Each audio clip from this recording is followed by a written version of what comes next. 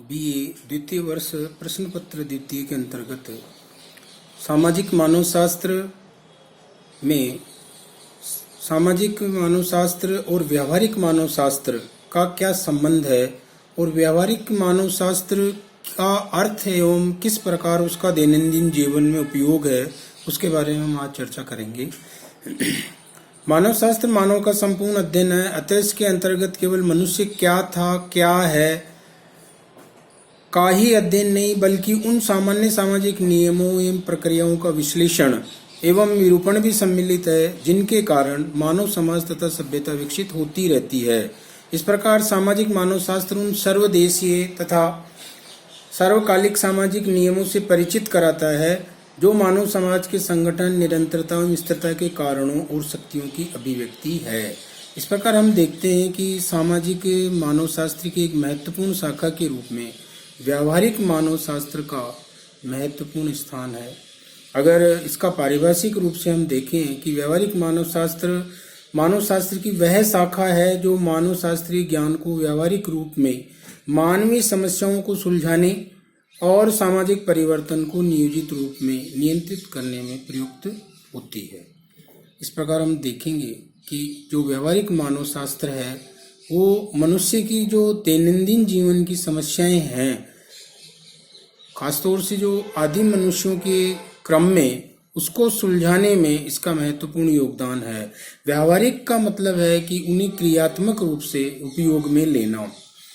समाजशास्त्री मानवशास्त्री Elliot chapel के अनुसार व्यावहारिक मानव शास्त्र का वह पक्ष माना जाता है जो मानव संबंधों में परिवर्तनों का वर्णन करता है और इन्हें नियंत्रित करने वाले सिद्धांतों को पृथक करता है। इलियट चैपल ने बताया कि भी सामाजिक मानव शास्त्र जो मानव शास्त्र की एक शाखा है वो इन्हें जो मानव संबंधों का परिवर्तन का वर्णन करने वाले को अलग करता है। 1859 में अगर हम इसके विकास को देखें तो 1859 में चार्ल्स डार्विन की प्रख्यात पुस्तक ओरिजिन ऑफ स्पेसीज आई प्रकाशित हुई और मानव शास्त्र का जन्म वर्ष माना जाता है।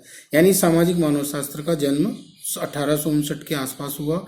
उसी प्रकार 1921 में जिस वर्ष जनजाति अशांति नामक जनजाति में तृतीय विद्रोह फैला था, व्यावहारिक मानव शास्त्र का उसे उद्भव वर्ष कहा जाता है। मानव शास्त्र का समस्त महत्व में उपयोगिता केवल सैद्धांतिक समस्याओं तक ही सीमित नहीं है, अपितु इसका उपयोग मानव की अनेक समस्याओं को सुलझाने में सहायक सिद्ध हो सकता है।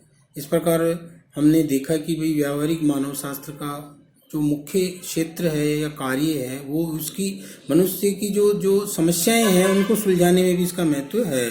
सामाजिक मानव शास्त्र का संपर्क विशेषकर आदिम समाजों से होता है।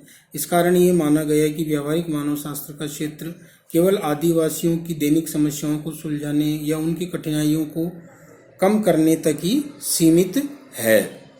अब 1928 में अगर हम देखते हैं कि 1928 में फ्रांज बोआस की एंथ्रोपोलॉजी एंड मॉडर्न लाइफ नामक पुस्तक में यह प्रमाणित किया गया कि किस प्रकार अपराध से वंशानुक्रमण का प्रभाव, प्रजाति का महत्व, शिक्षा के कार्य आदि महत्वपूर्ण समस्याओं के प्रभाव ने मानव शास्त्री अपने को उपयोगी साबित कर सकते हैं।